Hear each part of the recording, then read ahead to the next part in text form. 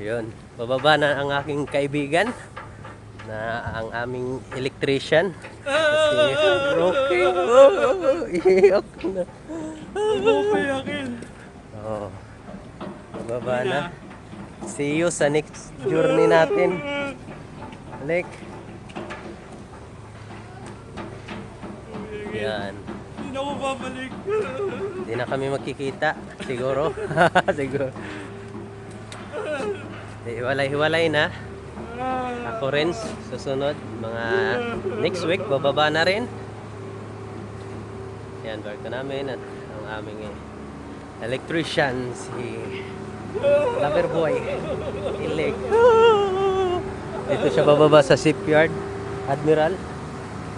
Yan, ihahatid ko gamit yung malita. Yan, dala ko yung malita niya. Ingat sila sa'yo. Yan, bababa na.